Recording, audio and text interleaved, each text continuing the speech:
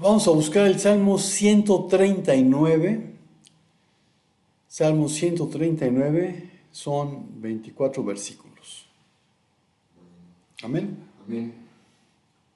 Oh Señor, tú me has escudriñado y conocido. Tú conoces mi sentarme y mi levantarme. Desde lejos comprendes mis pensamientos. Tú escudriñas mi senda y mi descanso, y conoces bien todos mis caminos.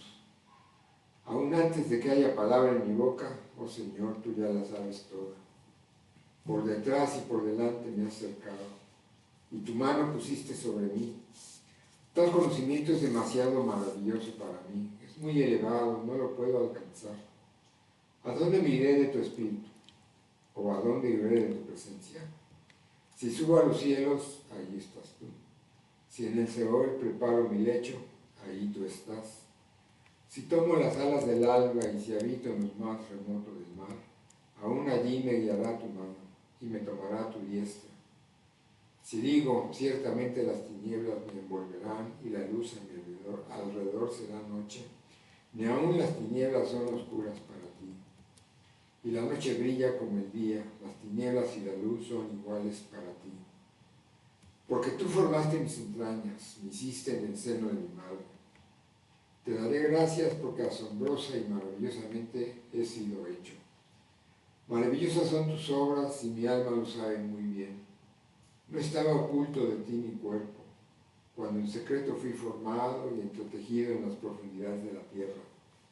Tus ojos vieron mi embrión y en tu libro se escribieron todos los días que me fueron dados, cuando no existía ni uno solo de ellos. Cuán preciosos también son para mí, oh Dios, tus pensamientos. Cuán inmensa es la suma de ellos. Si los contara serían más que la arena. Al despertar aún estoy contigo. Oh Dios, si tú hicieras morir al impío, por tanto apártense de mí, hombres sanguinarios, porque hablan contra ti perversamente y tus enemigos toman tu nombre en vano. No odio a los que te aborrecen, Señor, y no me repugnan los que se levantan contra ti. Los aborrezco con el más profundo odio, se han convertido en mis enemigos. Escudriñame, oh Dios, y conoce mi corazón. Pruébame y conoce mis inquietudes, y ve si hay en mi camino malo, y guíame en el camino eterno. Amén. Y guíame en el camino eterno. El mensaje para hoy se titula ¿Es Spielberg tu profeta? Y de antemano lo siento por los spoilers. Spielberg se crió en un hogar judío reformista y su identidad judía es innegable, pero la expresa de manera universalista. Es decir, que en lugar de centrarse en los aspectos particulares de la fe judía, la elección del pueblo, la ley, la traduce a valores que considera universales, como la lucha contra la opresión, la empatía por el extranjero y la búsqueda de justicia. La película E.T. puede leerse como una alegoría de la experiencia del inmigrante judío, pero está contada de forma que cualquier persona puede conectar con ella. Spielberg no parece creer en un Dios que se revela solo a un pueblo en un lugar concreto. Sus películas de ciencia ficción exploran lo divino a través de lo cósmico y lo desconocido. Con su más reciente película, Disclosure Day, plantea directamente la pregunta: ¿es Dios nuestro Dios solo en este planeta? ¿O es Dios un Dios para todo sistema donde hay civilización y vida inteligente? Su cine refleja una constante búsqueda de significado, donde la figura paterna, a menudo imperfecta o ausente, y el anhelo de un hogar se entrelazan con una búsqueda de lo divino. Películas como Encuentros cercanos del tercer tipo o la saga de Indiana Jones muestran a personajes obsesionados por encontrar algo más grande que ellos, una verdad trascendente. Pero ese algo es un misterio que se experimenta a través de la música, de artefactos bíblicos como el Arca de la Alianza, más que una doctrina que se profesa, convirtiendo la fe en una aventura personal y en una búsqueda de asombro. Spielberg parece desconfiar de las instituciones, tanto políticas como religiosas, pensando que ocultan la verdad. En Disclosure Day, critica el control de la información que ejercen los poderes fácticos. Sin embargo, la película no es abiertamente hostil a la fe, presentando a una monja que concluye que la existencia de alienígenas no refuta a Dios. Eso sugiere que para Spielberg, la fe personal y la apertura a lo desconocido son más importantes que la rigidez doctrinal de las jerarquías. Su película más personal, Los Fabelman, es un acto de reconciliación con su herencia judía. Cuenta el acoso antisemita que sufrió y cómo el cine le sirvió para procesar ese dolor y reclamar su identidad. El regreso a sus raíces judías no es teológico, sino cultural y emocional. Una reafirmación de su pertenencia a un pueblo y una historia. No es que Spielberg no crea en Dios, sino que concibe un Dios más acorde con su asombro ante el universo y su empatía por los marginados. Una divinidad cósmica, universal y profundamente ligada a la experiencia humana de buscar un hogar y un sentido. Spielberg no es un teólogo ni un catequista, es un narrador. En cierta forma es un profeta y como tal utiliza lo divino y lo trascendente como herramientas dramáticas, no como dogmas religiosos. Ahora, en los idiomas originales la palabra profeta en hebreo es naví, que significa portavoz, orador, profeta. Hombre que habla o proclama el mensaje de una deidad. Mientras que en griego es profitis, profeta, alguien que proclama mensajes inspirados en nombre de Dios. Se traduce como profeta o predicador inspirado. Y quiero que entiendas que cuando hablo de profeta, refiriéndome a Spielberg, no me refiero solamente a alguien que predice el futuro, sino una voz que moldea nuestra manera de entender la realidad, el bien, el mal, a Dios y al ser humano. Todo aquello que forma nuestra cosmovisión termina funcionando como un profeta para nosotros. ¿Qué es lo que es más importante para ti que puedes hacer a Dios a un lado? Vamos a desglosar por qué su Dios es radicalmente diferente al judeocristiano. El primer punto es experiencia versus revelación. Hebreos 1, del 1 al 4. Experiencia versus revelación. Dios, habiendo hablado hace mucho tiempo, en muchas ocasiones y de muchas maneras, a los padres por los profetas, en estos últimos días nos ha hablado por su Hijo, a quien constituyó heredero de todas las cosas, por medio de quien hizo también el universo.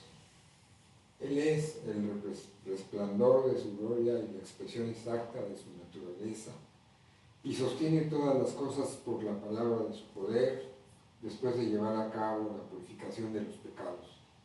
El Hijo se sentó a la diestra de la majestad de las alturas, siendo mucho mejor que los ángeles, por cuanto ha heredado un nombre más excelente que ellos. En la Biblia, Dios se revela a través de la historia, la profecía y las escrituras.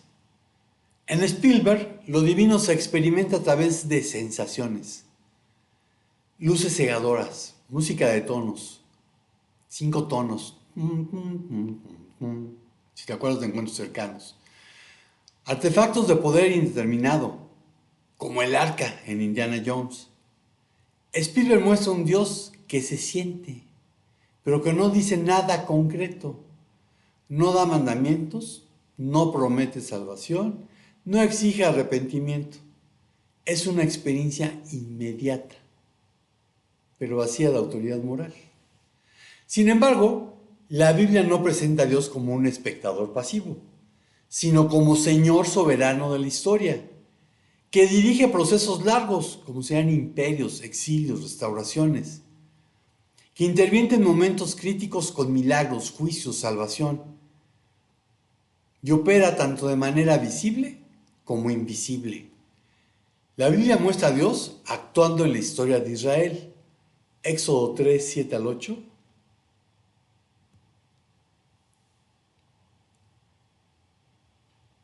Y el Señor dijo, ciertamente he visto la aflicción de mi pueblo que está en Egipto, y he escuchado su clamor a causa de sus capataces, pues estoy consciente de sus sufrimientos.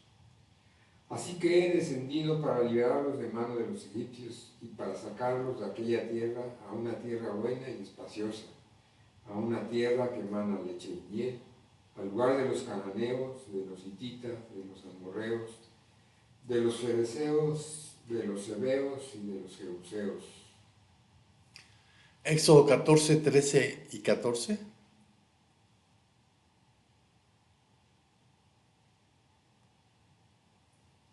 Pero Moisés dijo al pueblo, no teman, estén firmes y vean la salvación que el Señor hará hoy por ustedes, porque los egipcios a quienes han visto hoy no los volverán a ver jamás. El Señor peleará por ustedes mientras ustedes se quedan callados. Amén. Deuteronomio 4, 33 al 34.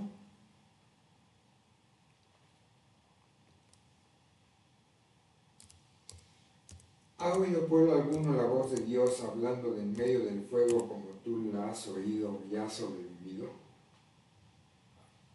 ¿O ha intentado Dios alguno tomar para sí una nación de en medio de otra nación, con pruebas, con señales y maravillas, con guerra y mano fuerte y con brazo extendido, y hechos aterradores como el Señor tu Dios hizo por ti en Egipto delante de tus ojos? Josué 6, 20.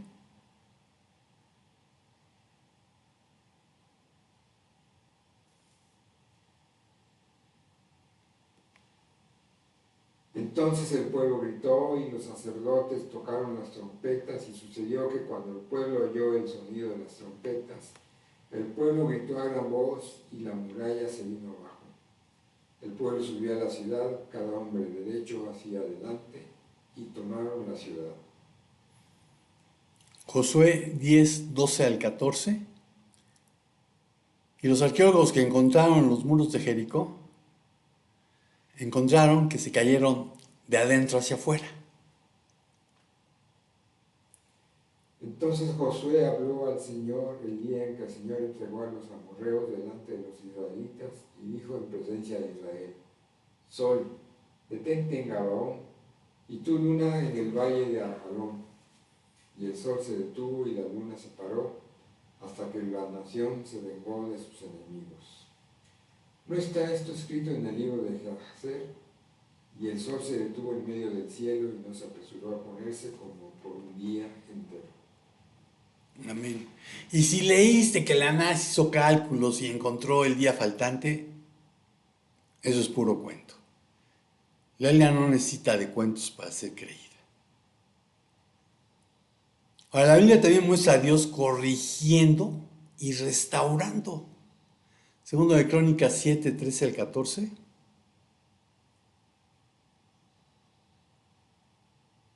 Si cierro los cielos para que no haya lluvia, o si mando la langosta a devorar la tierra, o si envío la pestilencia entre mi pueblo, y se humilla mi pueblo sobre el cual es invocado mi nombre, y lloran, buscan mi rostro y se vuelven de sus malos caminos, entonces yo iré desde los cielos, perdonaré su pecado y sanaré su tierra. Amén. Si Dios fuera el soccer, hace rato que este país hubiera sido perdonado. Isaías 10, 5 al 7.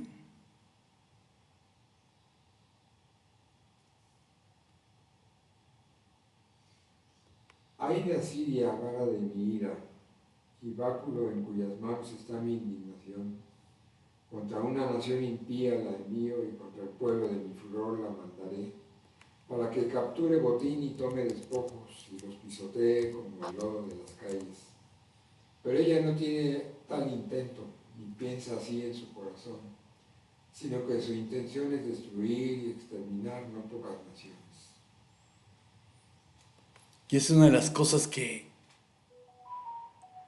al profeta le parecían inauditas. ¿Cómo vas a utilizar una nación tan impía como Asiria para corregirnos. Bueno, pues Dios así lo hizo. Jeremías 29, 10 al 11. 29. 29, 10 al 11. Pues así dice el Señor, cuando se le hayan cumplido a Babilonia 70 años, yo los visitaré y cumpliré mi buena palabra de hacerlos volver a este lugar. Porque yo sé los planes que tengo para ustedes, declara el Señor. Planes de bienestar y no de calamidad, para darles un futuro y una esperanza. Amén. Planes de Shalom. Un mensaje de esperanza cuando el pueblo fue llevado al cautiverio a Babilonia. 70 años, que fue el tiempo que no habían dejado descansar la tierra conforme a la ley. La Biblia describe intervenciones de Dios que para el ser humano son milagrosas y sobrenaturales. Primero de Reyes 17, 14 al 16.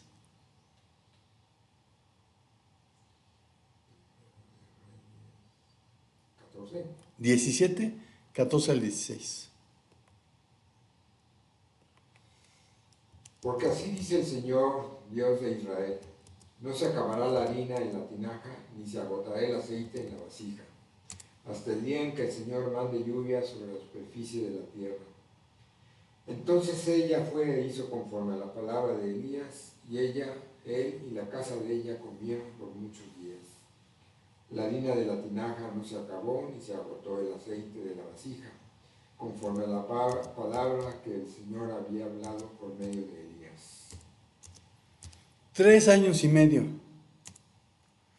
hizo que el aceite y la harina no faltaran. Segundo de Reyes 19, 35.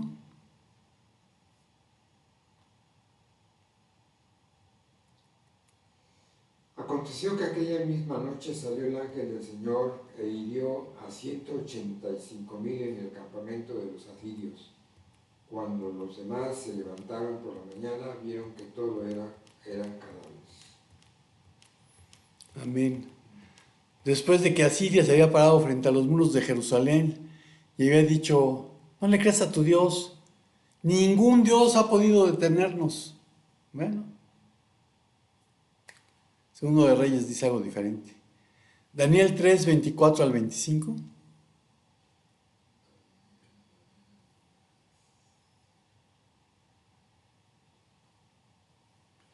Entonces el rey Nabucodonosor se espantó y levantándose apresuradamente preguntó a sus altos oficiales, ¿no eran 3 los hombres que echamos atados en medio del fuego?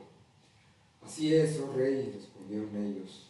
Miren, respondió el rey, veo a 4 hombres sueltos que se pasean en medio del fuego sin sufrir daño alguno. Y el aspecto del cuarto es semejante al de un hijo de los dioses. Amén. Y Sadrach, Mesach y Abed-Negó le habían dicho, nuestro Dios puede salvarnos del horno de fuego. Y si no, sábelo, rey, que ni aún así adoraremos al ídolo que has levantado. Daniel 6, 22. Mi Dios envió su ángel que cerró la boca de los leones, y no me han hecho daño alguno porque fui hallado inocente ante él, y tampoco ante usted, oh rey, he cometido crimen alguno. Amén. El rey se la pasó toda la noche desvelado y salió corriendo al foso de los leones y preguntó, Daniel, ¿tu Dios pudo salvarte? Daniel dijo, por supuesto.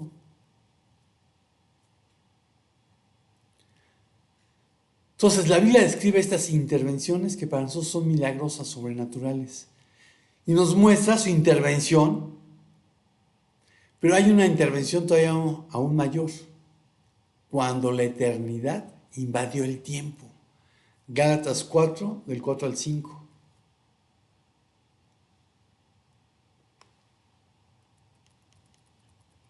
Pero cuando vino la plenitud del tiempo, Dios envió a su Hijo, nacido de mujer, nacido bajo la ley, a fin de que redimiera a los que estaban bajo la ley, para que recibiéramos la adopción de hijos. Juan 1:14.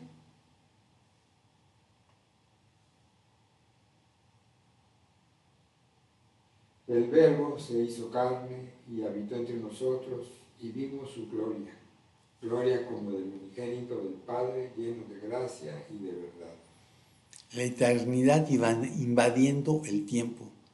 Eso es lo que 1 Timoteo 3:16 llama el misterio de la piedad. Uh-huh.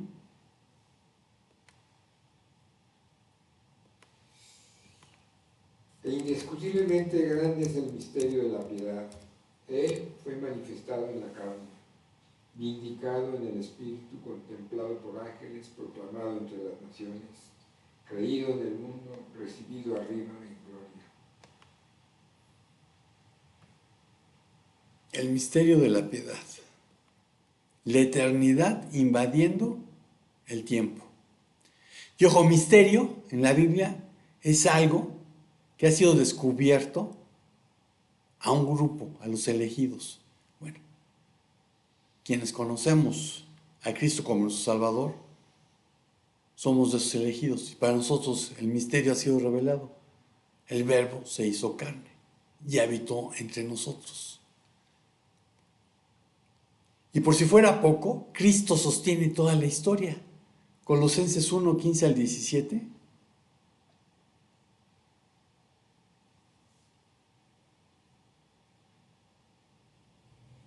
Él es la imagen del Dios invisible, el primogénito de toda creación, porque en Él fueron creadas todas las cosas, tanto en los cielos como en la tierra, visibles e invisibles, ya sean tronos o dominios o poderes o autoridades.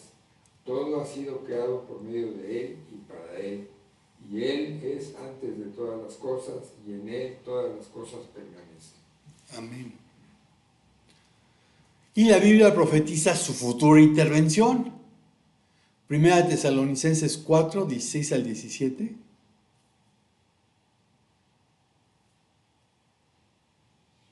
Pues el Señor mismo descenderá del cielo con voz de mando, con voz de arcángel y con la trompeta de Dios, y los muertos en Cristo se levantarán primero.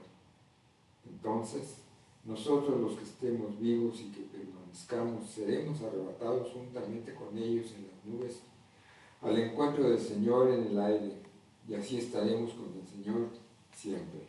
Amén. Y Juan nos dijo, vi un cielo nuevo y una tierra nueva, porque el primer cielo y la primera tierra pasaron y el mar no existía más. Y vi que descendía del cielo de Dios la ciudad santa, una nueva Jerusalén, dispuesta como una esposa, ataviada para su esposo. Y oí una gran voz procedente del trono que decía, he aquí el tabernáculo de Dios con los hombres. ¿Recuerdas que el Verbo se hizo carne? Y morará con ellos, y ellos serán pueblos suyos, y Dios mismo estará con ellos, y enjugará toda lágrima de sus ojos, y ya no existirá la muerte, ni habrá ya llanto, ni clamor, ni dolor. Las primeras cosas pasaron. Y el que está sentado en el trono dijo, he aquí que hago nuevas todas las cosas. Y dijo, escribe estas palabras, son fieles y verdaderas. Todo fue hecho por Él, por medio de Él y para Él. Además, Dios se encarga de frustrar los planes humanos y establece los suyos. Salmo 33, versículos 10 y 11.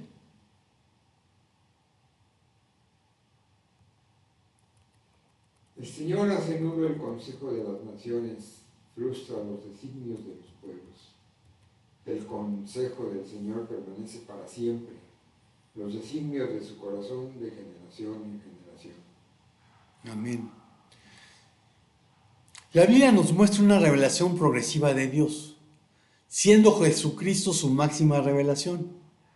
Y por supuesto que se puede tener una experiencia con Dios, pero no al estilo Spielberg. Y voy a citar aquí a un autor cristiano que se llama Blackaby, que tiene un estudio que se llama Mi experiencia con Dios. Y en este estudio él habla de que una experiencia con Dios consta de 7 realidades. Dios siempre está trabajando a tu alrededor. Dios desea una relación personal, cercana, íntima de amor con cada individuo. Dios invita a unirse a su obra. El Espíritu Santo se comunica mediante la Biblia, la oración, los hermanos maduros y la iglesia, en ese orden, no con tus puertas abiertas. La invitación divina produce una crisis de fe, que a menudo requiere hacer algo que solo Dios puede lograr.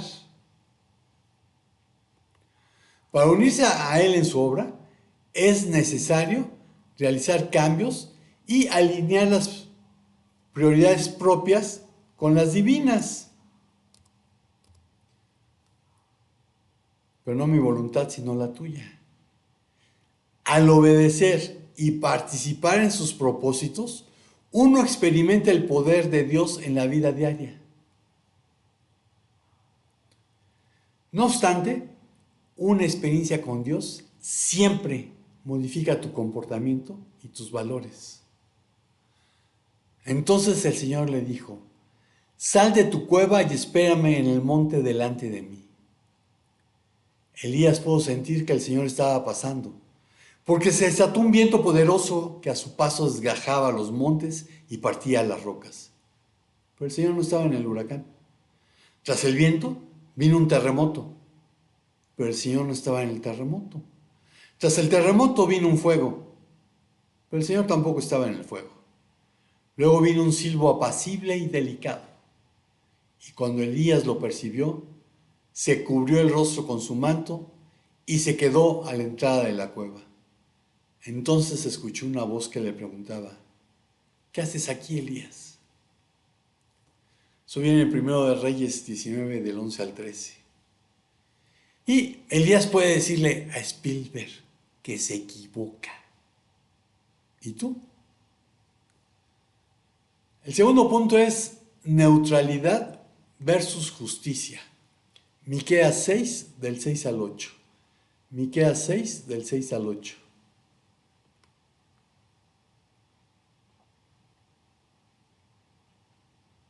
¿Con qué me presentaré al Señor y me postraré ante el Dios de lo alto? Me presentaré delante de Él con holocaustos, con becerros de un año.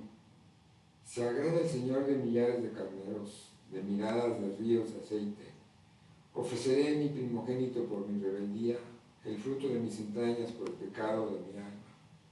Él te ha declarado, oh hombre, lo que es bueno y qué es lo que tú demandas el Señor y qué es lo que te demanda el Señor de ti, sino solo practicar la justicia, amar la misericordia y andar humildemente con tu Dios. Hacer justicia, amar misericordia y caminar humildemente con tu Dios. El Dios de Abraham da leyes y exige justicia. No es un espectador pasivo de la historia.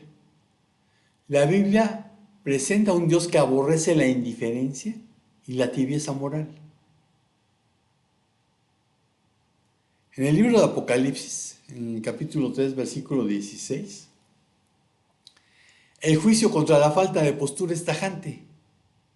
Así, puesto que eres tibio y no frío ni caliente, te vomitaré de mi boca. La neutralidad frente al sufrimiento o el mal es, en la perspectiva bíblica, una forma de complicidad.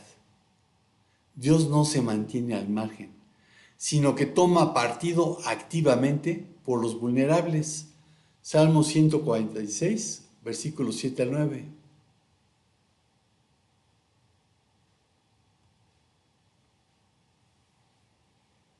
Que hace justicia a los oprimidos y da pan a los hambrientos. El Señor pone en libertad a los cautivos. El Señor abre los ojos a los ciegos. El Señor levanta a los caídos. El Señor ama a los justos. El Señor protege a los extranjeros, sostiene al huérfano y a la viuda, pero frustra el camino a los impíos. Amén. Por el contrario, el Dios de Spielberg es neutral. En la guerra de los mundos, los alienígenas, que funcionan como un acto de Dios destructivo, no castigan el pecado ni premian la virtud. Simplemente son un cataclismo natural. Esta fuerza ciega se parece más a una naturaleza indiferente que al Dios bíblico, que interviene con un propósito moral claro, como cuando advierte en Isaías: lávense y queden limpios, quiten sus pecados de mi vista, abandonen sus caminos malvados, aprendan a hacer el bien, busquen la justicia y ayuden a los oprimidos, defiendan la causa de los huérfanos y luchen por los derechos de las viudas. Que lo oiga el gobierno mexicano. Para Dios no son indiferentes las madres buscadoras. En E.T., el extraterrestre es una figura casi cristiana. Resucita, cura y sube a los cielos. Pero no exige fe ni moral.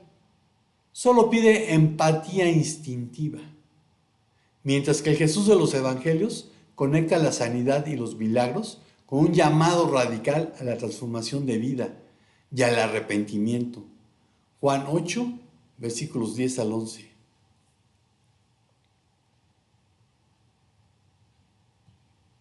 Enderezándose, Jesús le dijo: mujer, ¿dónde están ellos?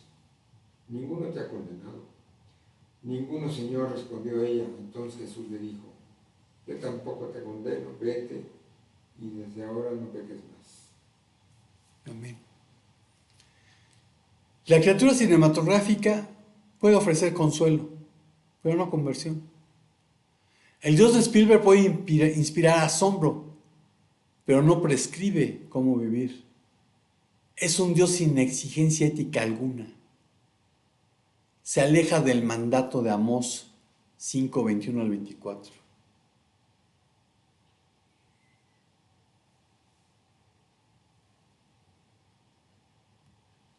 Aborrezco, desprecio sus fiestas, tampoco me agradan sus asambleas solemnes. Aunque ustedes me ofrezcan holocaustos y sus ofrendas de grano, no las aceptaré, ni miraré a las ofrendas de paz de sus animales cebados.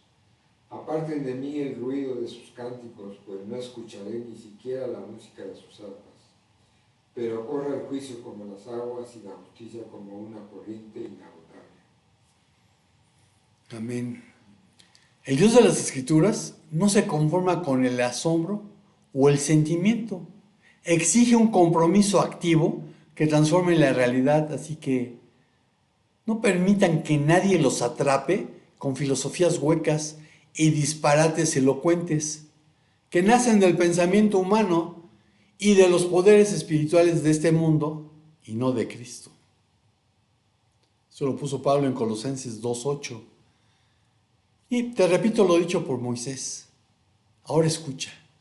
En este día te doy a elegir entre la vida y la muerte, entre la prosperidad y la calamidad. Pues hoy te ordeno que ames al Señor tu Dios y cumplas sus mandatos, decretos y ordenanzas, andando en sus caminos. Si lo haces, vivirás y te multiplicarás, y el Señor tu Dios te bendecirá a ti y también a la tierra donde estás a punto de entrar y que vas a poseer. Sin embargo, si tu corazón se aparta y te niegas a escuchar, y si te dejas llevar a servir y rendir culto a otros dioses, entonces te advierto desde ya que sin duda serás destruido. No tendrás una buena y larga vida en la tierra que ocuparás al cruzar el Jordán. Hoy te he dado a elegir entre la vida y la muerte, entre bendiciones y maldiciones. Ahora pongo al cielo y a la tierra como testigos de la decisión que tomes. Ay, si eligieras la vida para que tú y tus descendientes puedan vivir. Puedes elegir esa opción al amar, al obedecer y al comprometerte firmemente con el Señor tu Dios. Esa es la clave para tu vida. Y si amas y obedeces al Señor, vivirás por muchos años en la tierra que el Señor juró dar a tus antepasados, Abraham, Isaac y Jacob. Eso viene de Deuteronomio 30, 15 al 20. Y puedes decir, eso lo dijo Moisés al pueblo de Israel. Pero es muy fácil extrapolarlo. Cuando tú conoces la verdad, se pone delante de ti a elegir entre la vida y la muerte. En este país desde 1864 se ha predicado el Evangelio, aunque los colportores lo hicieron un poco antes. Pero desde 1864, el 29 de enero, se formó la primera iglesia bautista de la ciudad de Monterrey, la primera iglesia evangélica en todo el país. Desde entonces se ha predicado el Evangelio a lo largo y ancho de México. A lo largo y ancho de México se ha dado la oportunidad de elegir entre la vida y la muerte. Y este país ha elegido la muerte. Y si no me crees, nada más échale una ojeada en noviembre al desfile que se arma con las calaveras. Moisés puede decirle a Spielberg que se equivoca. ¿Y tú? El tercer punto es incertidumbre contra propósito. Incertidumbre contra propósito. Jeremías 29, del 11 al 14. Jeremías 29, del 11 al 14.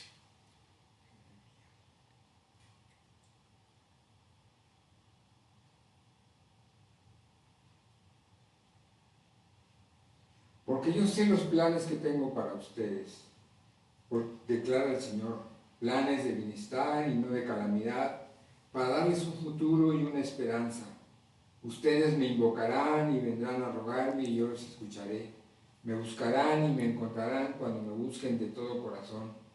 Me dejaré hallar de ustedes, declara el Señor, y restauraré su bienestar y los reuniré de todas las naciones y de todos los lugares a donde los expulsé, declara el Señor, y los traeré de nuevo al lugar desde donde los envié al destierro. Tanto en el judaísmo como en el cristianismo, la historia tiene un propósito: la redención, la llegada del Mesías. El tiempo bíblico no es un ciclo vacío ni un fluir caótico, sino una línea guiada por un decreto divino irreversible. Esta visión de una narrativa universal orquestada se refleja con fuerza en Isaías. Acuérdense de las cosas anteriores ya pasadas, porque yo soy Dios y no hay otro. Yo soy Dios y no hay ninguno como yo, que declaro que el fin desde el principio y desde la antigüedad lo que no ha sido hecho. Yo digo, mi propósito será establecido y todo lo que quiero realizaré. Yo llamo del oriente un ave de rapiña y de tierra lejana al hombre de mi propósito. En verdad he hablado y ciertamente haré que suceda. Lo he planeado, así lo haré. En este marco, el sufrimiento y el destierro no son callejones sin salida, sino estaciones dentro de un plan maestro de restauración, como también promete Romanos 8, 28 al 38. 8, 28 al 38.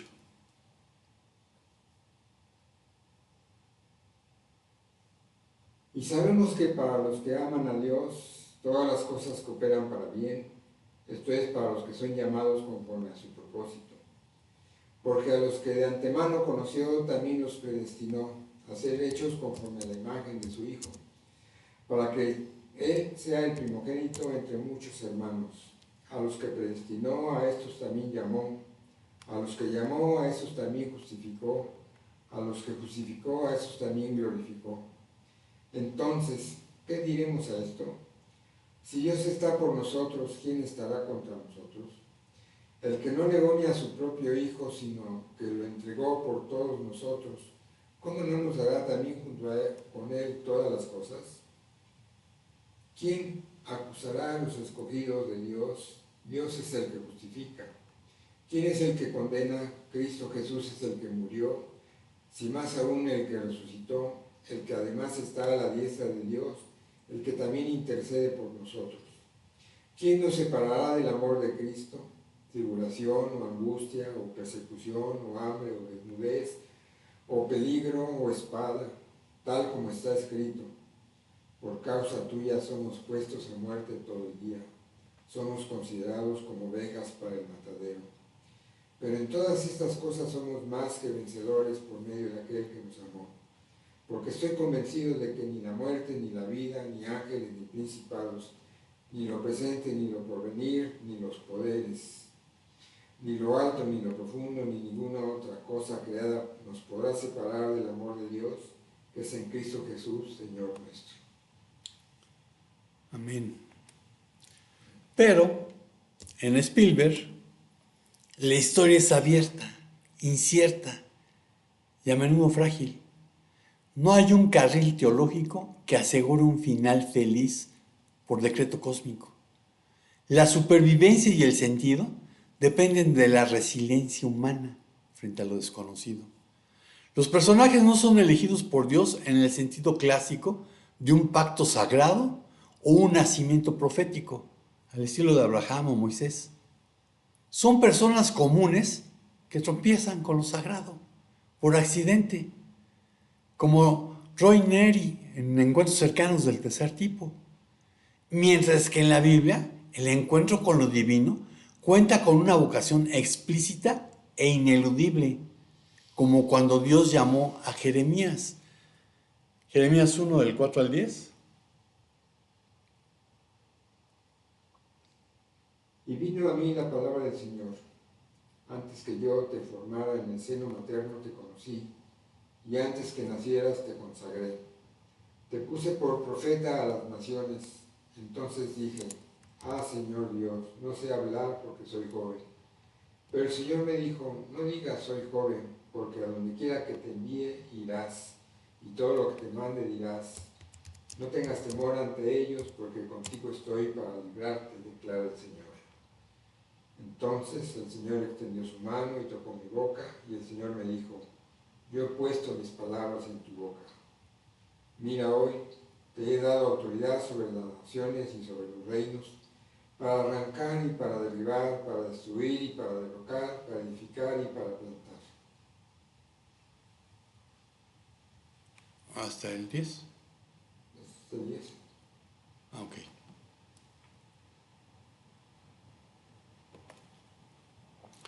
Los héroes de Spielberg suelen ser ciudadanos anónimos, padres de familia o niños suburbanos, cuya única cualidad es una curiosidad inquebrantable. La trascendencia no tiene un plan maestro, es un misterio que se ofrece a quien está dispuesto a mirar, sin distinción de pueblo ni de fe, porque la ausencia de un plan divino es notoria. Ojo, no estoy afirmando que Spielberg pretenda ser un maestro religioso. Sin embargo, toda narrativa comunica una visión del mundo y de Dios, aunque su autor no se proponga hacerlo. Pero en el universo de Spielberg, la incertidumbre es el estado natural del hombre. Y lo sagrado no es una herencia prometida a un pueblo elegido, sino un destello de inmensidad que irrumpe en lo cotidiano, obligando a la humanidad a escribir su propio destino en una página en blanco. En ese cine de la maravilla secular, el asombro sustituye a la revelación doctrinal.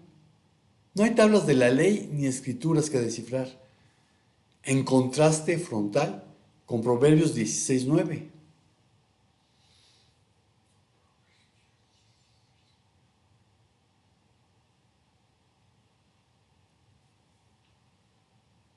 La mente del hombre planea su camino, pero el Señor dirige sus pasos. Proverbios 19:21.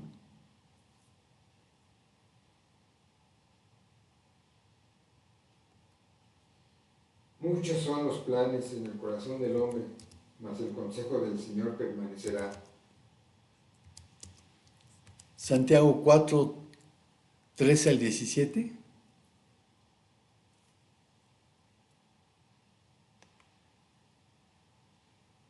Oigan, ahora ustedes que dicen, hoy o mañana iremos a tal o a cual ciudad y pasaremos allí un año, haremos negocio y tendremos ganancia. Sin embargo, ustedes no saben cómo será su vida mañana. Solo son un vapor que aparece por un poco de tiempo y luego se desvanece. Más bien deberían decir, si el Señor quiere, viviremos y haremos esto o aquello. pero ahora se jactan en su arrogancia. Toda jactancia semejante es mala. A aquel pues que sabe hacer lo bueno y no lo hace, le es pecado. Entonces hay un contraste con lo que dicen las Escrituras, con esas referencias bíblicas. Pero Dios no es hombre para que mienta, ni hijo de hombre para que se arrepienta. Él dijo y no hará, habló y no lo cumplirá. Eso lo dijo Balaam en Números 23, 19. Así que inclusive Balaam puede decirle a Spielberg que se equivoca. ¿Y tú? La conclusión es panteísmo contra inmanencia. Romanos 1, 18 al 32. Panteísmo contra inmanencia. Porque la ira de Dios se revela desde el cielo contra toda impiedad e injusticia de los hombres que con injusticia restringen la verdad. Pero lo que se conoce acerca de Dios es evidente dentro de ellos, pues Dios se lo hizo evidente. Porque desde la creación del mundo, sus atributos invisibles, su eterno poder y divinidad, se han visto con toda claridad, siendo entendidos por medio de lo creado, de manera que ellos no tienen excusa. Pues aunque conocían a Dios, no lo honraron como a Dios, ni le dieron gracias, sino que se hicieron vanos en sus razonamientos, y su necio corazón fue entenebrecido. Profesando ser sabios, se volvieron necios, y cambiaron la gloria del Dios incorruptible por una imagen en forma de hombre corruptible, de aves, de cuadrúpedos y de reptiles, por lo cual Dios los entregó a la impureza en la lujuria de sus corazones, de modo que deshonraron entre sí sus propios cuerpos, porque ellos cambiaron la verdad de Dios por la mentira y adoraron y sirvieron a la criatura en lugar del Creador, quien es bendito por los siglos. Amén. Por esta razón Dios los entregó a pasiones degradantes, porque sus mujeres cambiaron la función natural por la que es contra la naturaleza. De la misma manera también los hombres, abandonando el uso natural de la mujer, se encendieron en su lujuria unos con otros, cometiendo hechos vergonzosos, hombres con hombres, y recibiendo en sí mismos el castigo correspondientes a su extravío. Y así como ellos no tuvieron a bien reconocer a Dios, Dios los entregó a una mente depravada para que hicieran las cosas que no convienen. Están llenos de toda injusticia, maldad, avaricia y malicia, llenos de envidia, homicidios, pleitos, engaños y malignidad, son chismosos, detractores, aborrecedores de Dios, insolentes, soberbios, jactanciosos, inventores de lo malo, desobedientes a los padres, sin entendimiento, indignos de confianza, sin amor, despiadados. Ellos, aunque conocen el decreto de Dios que los que practican tales cosas son dignos de muerte, no solo las hacen, sino que también dan su aprobación a los que lo practican. Amén. Analizando la filmografía de Spielberg, para mí queda claro que su fe es una espiritualidad secularizada, cuyos pilares podría decir que son el poder redentor de la empatía, que sea su auténtico mandamiento, el valor del asombro como la máxima experiencia mística, la autonomía humana, es decir, la capacidad del ser humano para encontrar su propio camino sin un guión divino preestablecido. Su fe no se traduce en una declaración de principios teológicos rígidos, sino en los valores y las preguntas que plantea a través de la pantalla.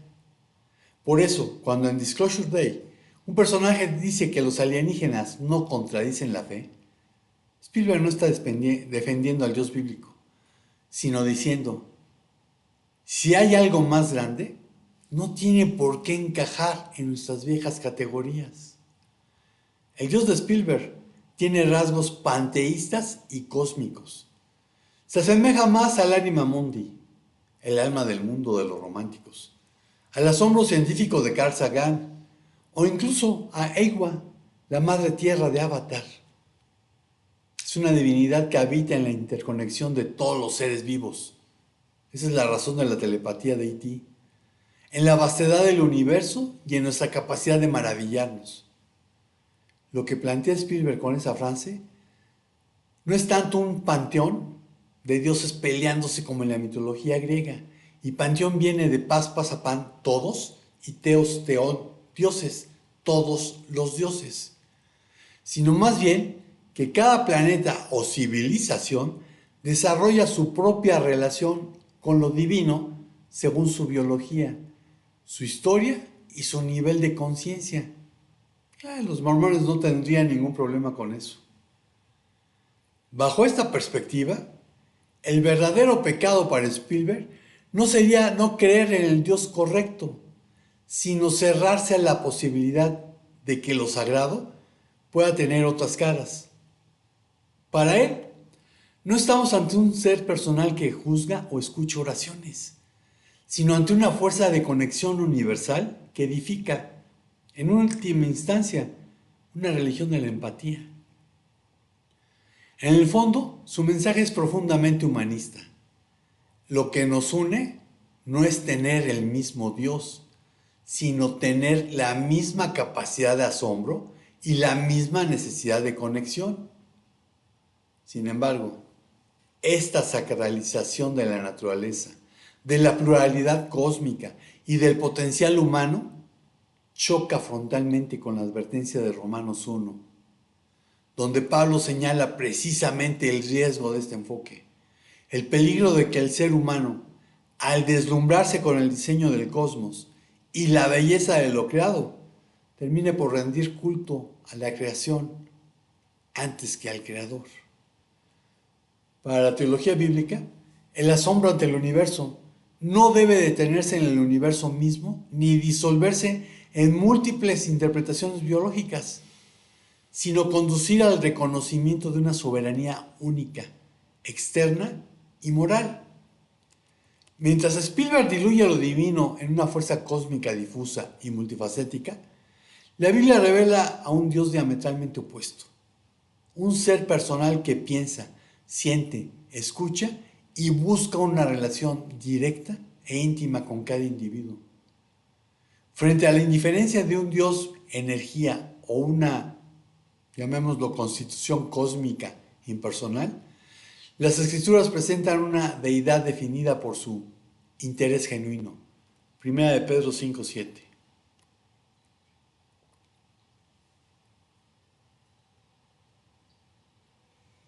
Echando toda su ansiedad sobre Él, porque Él tiene cuidado de ustedes. Echando toda tu ansiedad sobre Él porque Él tiene cuidado de ustedes. Amor incondicional, porque de tal manera amó Dios al mundo que dio a su Hijo unigénito, para que todo aquel que en Él cree no se pierda, mas tenga vida eterna. Juan 3:16. Compasión y consuelo. 2 Corintios 1:4.